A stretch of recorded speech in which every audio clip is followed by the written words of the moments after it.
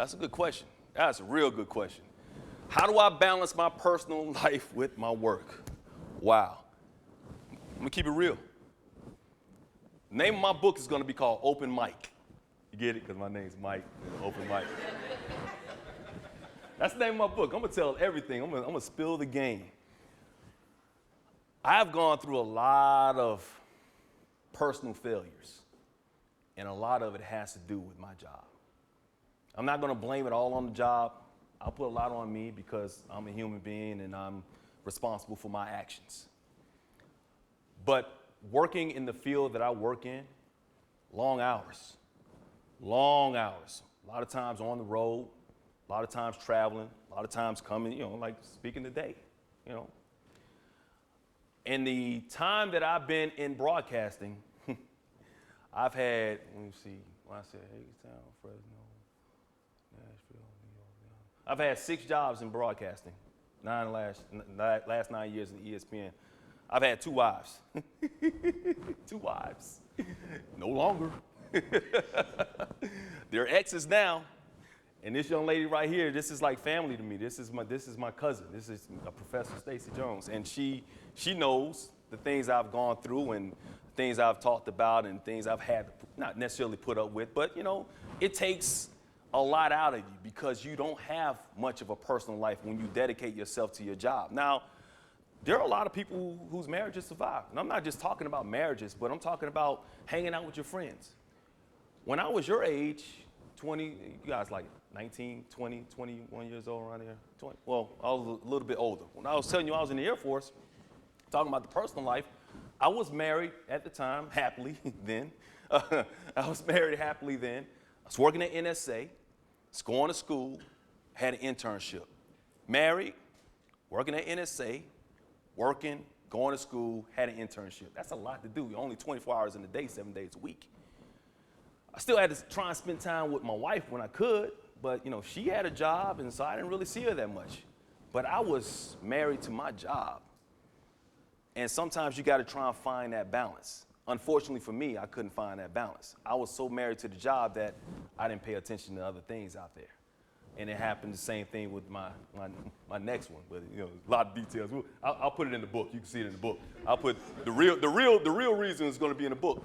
But when I was there, I actually had to sacrifice spending time with my friends as well. Youngster, I want to go out. I want to party. I want to go Friday night. I want to go to the club. I want to go hang out. I want to get dressed up.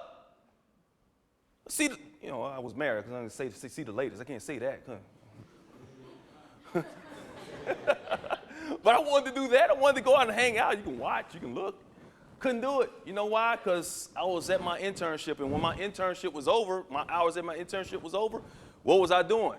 I stayed at the station. I stayed extra time because I wanted to work on my tape, because I wanted to work on my craft, because I wanted to do what it took in order to get that job, to send those 75 tapes out, to get those 4 callbacks, to get the 3 negative callbacks, to get that one job, that one opportunity that you need to walk through that door.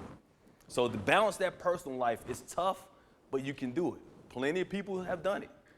But you got to find somebody, you got to have a family, and it's very important because what you're doing, you're working, but the people around you are also working. Your family, your spouse, your loved ones, your girlfriend, your boyfriend, your friends, they have to be very understanding. Personally, growing up from Bessemer, Alabama, who's from Alabama in here? Anybody from Bessemer and Birmingham area? Well, I didn't sound like this when I was growing up in Alabama. Man, cuz, dog, that was me right there, cuz. That was, man, I was like, man, hey, cuz, man, I'm gonna be a broadcaster, cuz. Man, hey, man, I'm gonna be on TV too, dog. That's me. That was me. And my friends told me that was me.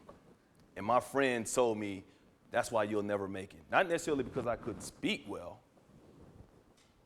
but because they didn't see too many of me on television at the time, but also because a lot of times your friends try and hold you back. Guess what? They're not your friends. They're not your friends. Anybody that you have around you right now that's negative, that's a negative influence on your life, telling you you can't do something, telling you you can't do something that's positive, okay, get that right. Cut them off right now. Right now. They're not your friends. They want to hold you back because they can't achieve something that they see that you have goals and aspirations to achieve.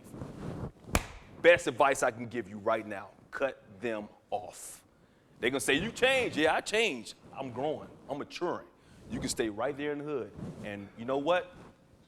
Andy asked me how often do I come back down here. Since my dad passed away, I don't come down that often. I still have friends who live here, but real friends, I don't know how many real friends I have, because when I come back, it's like, yeah, I've grown. They're still doing the same things that they were doing 25 years ago. You don't need somebody bringing you down.